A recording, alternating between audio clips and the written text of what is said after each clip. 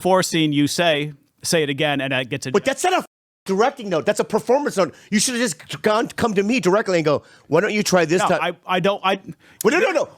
Sorry. Things go through the director. Things go through the director. No. You were in the room with me the whole time. The latest episode of Tiger Belly with guest Lisa Gilroy should have just been chaos and bits. And it was. But underneath the usual nonsense, there was something more interesting. Bobby Lee finally addressing the tension with producer George. Now, before anyone starts typing, you're just another Bobby hater, you're making all these Bobby hater videos, we're tired of it, we're sick of it, hear me out, relax. I discovered him in the mid-2000s through Mad TV clips on early YouTube. Then I rediscovered him years later when Tiger Belly was just starting to bubble. I've seen the evolution, I've seen the talent. So when I say this, it's not coming from hate, it's coming from frustration. Because the truth is, Bobby is somewhat lazy. And that's basically what this whole George situation boils down to. The conflict started around Bobby's special filmed at the Balboa Theater in San Diego. George allegedly gave directing proposals during filming, something Bobby felt crossed the line. Very good flow, Jaime. I'm just going to go back to this now. I liked this little character you were doing. Yeah, thank you. Anyway, I'm shooting my first special. We're in San Diego. Congratulations. It was great. Okay, thank you. And what happens is last Monday, I woke up with a severe sore throat and body aches. Sick. Now I'm panicking. Right? So I get the IV, the whole thing. And then Friday comes about. Bless you. I'm allergic to people talking about being sick. Yeah. So I show up Friday, very stressful. You know, I do it at the San Diego Balboa Theater. I did 4 shows. And then the shows went well. I took a steroid shot for my throat because I was losing my throat. There was a lot of chaos going on. But at the end of the day, I think we got what we needed. And it was a good time. And everyone showed up for me. And thank you so much. Clap for that. Clap for that. Right? Thank you. But then yesterday, I found out some of the antics he was pulling. You know what I mean? I wasn't privy to. Number one, you gave the director notes. I asked him if I could be in it. Anything, I asked him. You asked him what? Would you like any? Can I give you? Can I give you any proposal? Can I give you any proposals? Okay, so you made him a very indecent proposal. What was the note that you had? Yeah. Before scene, you say it again, and it gets a. But that's not a fucking directing note. That's a performance note. You should have just come to me directly and go, why don't you try this time? I don't. No. Sorry. Things go through the director. Things go through the director. No. You were in the room with me the whole fucking time. And he's so fucking nice. You could just tell him anything. Yeah. Look how approachable he is. I mean, He's so approachable. You have so much going through your head. You don't talk to the talent directly unless they ask. But the deeper issue wasn't the directing notes. It was what George said behind closed doors. I think it's true. I mean, you don't bother the bride on her wedding day. Everyone knows. And I felt bad for You tell the wedding planner. You see what I'm saying? Mm-hmm. Damn, this is turned. Yeah, you're right. It's turned. It's turned, brother. Yeah. He's just looking out for you because it's true. It's like when you're on set, you can't. Okay. I think I did. It was too extra to bother the director. Okay. I understand. I understand what's going on. I know what's going on. Yeah. All right. Here's the second thing then. Let me go to the second issue. Okay. All right. Because Get ready, brother. Yeah. So apparently, in closed doors, when I wasn't even around, right? You said when the special comes out that I won't be doing new. I'll be doing the same act. Did you not say that? Did you not say that? As if I'm lazy or I'm a lazy piece of shit. I'm saying you were adamant about it, and people that the witnesses that I heard from, right, were like he was being serious. You want to do a bet right now? Not the same act, some of the same jokes. What? I said you want to do a bet right now that you won't. If you throw a new joke out there and it doesn't crush, you won't go back to tried and true material. No. That crushes because you love to crush on stage. You love to crush. So you're going to go, if you panic with a new material and it doesn't work, You know, you're going to throw an old joke in there that crushes and you're going to make the audience happy because that's what you do. Here's the uncomfortable part. George isn't entirely wrong. It shouldn't take 30 plus years to put out a special.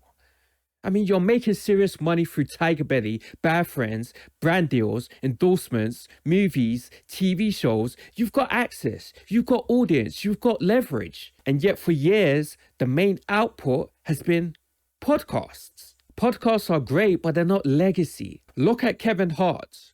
Empire built off relentless work ethic. Look at Louis C.K.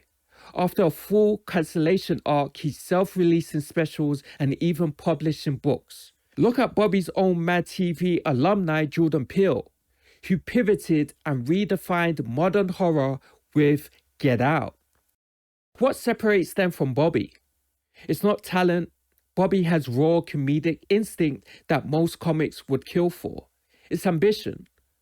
And that's where George's bet cuts deep. I really didn't want to take George's side on this. I promised you I wanted to take I'll your make some side. money on it right now. But I will say that what George is saying is he's just a repetition of things you've expressed to us. Right. About like What?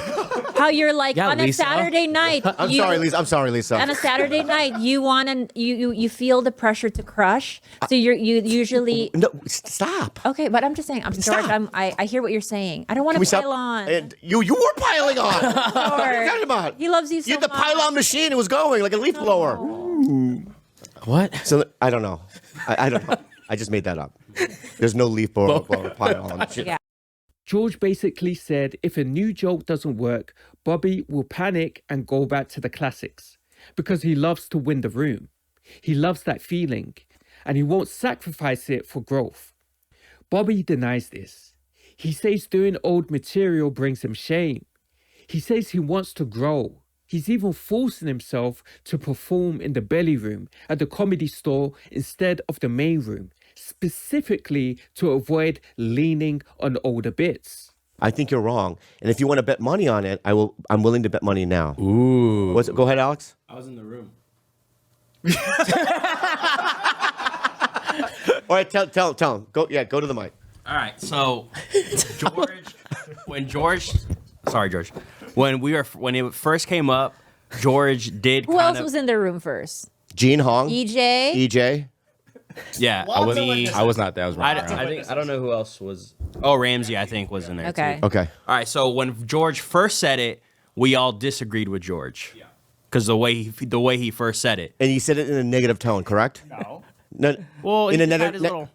Yeah, It's Columbia, guys. It's natural. Yeah. Columbia. So yeah. I disagreed with him. Remember, I told you I thought you were wrong. Yeah, you're a hero right now. I'm a hero. You're wrong. Bobby's the best. But I need a raise. I mean, I'll take some more. But George did re-clarify, and he said exactly word for word what he just said right now. Oh, okay. Yeah. All right. Here's the thing people don't want to admit. Bobby doesn't even need to grind like a new comic. He doesn't need to lock himself in a cabin for 2 years writing from scratch. He has thousands of hours of podcast material. There's at least 10 to 15 minute chunks buried across Tiger Belly and Bad Friends that could be tightened, reshaped, and turned into polished stage bits. He could literally hire someone to comb through the archives and extract gold. But he won't. Why? Because that would require structure, planning, delegation. Maybe that's the paradox. Maybe the laziness is part of the spark. Bobby's chaos, his unpreparedness, his unpredictability, that's the magic. You can't manufacture it. If he suddenly became hyper-disciplined, hyper-structured, would he still be Bobby? Or would he lose that Slep Kingdom energy that makes him compelling? But is there anything wrong with that? Yeah. I mean, is it so shameful to do one joke from a... How long is the special? 45 minutes. Okay, so one joke out of 45 minutes, if things aren't going well, pepper it in. Obviously, people are going to like the special. So isn't it like when a musician releases an album, we want It's to not hear them do the songs? Freebird. You know, I'm not Leonard Skinner. Hey, do I- Freebird, wait, and that's what jokes are like. No, Yeah, people, yeah, people have do come seen- back to your shows Yes, every year to. Bobby, I swear to you, I have watched maybe 1,000 of your shows, and every single time there are certain jokes that just hit and make me giggle 1,000 times. I want to grow. I know. Oh, I love that Hard to stance. I grow. love that But I'm just stance. saying, you do have a free bird. It is. I have one more. Freebird. One more. One more, go. I saw Cheech and Chong a couple years ago. They played the hits and I loved it. I didn't want them anything off their new album. No, nothing off the new album. All the hits. Lisa, how is everything? Cheech came out in a pink tutu and everything, and it was great. Bobby, I'm sorry you're in a room full of people that Some people thrive on pressure, some need to be doubted to move. Maybe George's comments were the kick up the backside Bobby needed. Sometimes a friend tells you something uncomfortable, not to hurt you, but because they see your ceiling and know you're not touching it. And let's be real, Bobby at 80% effort is still more naturally funny than most comics at 120%. But natural talent without consistent output becomes a talking point instead of a legacy. The Lisa Gilroy episode shows something interesting though. Bobby wasn't defensive in a shallow way. He was hurt, which means he cares, which means maybe, just maybe, this time he actually follows through. Time will tell. Because the difference between wasted potential and late bloom legend is discipline. And Bobby Lee has always had the talent. The question is whether he finally decides to match it.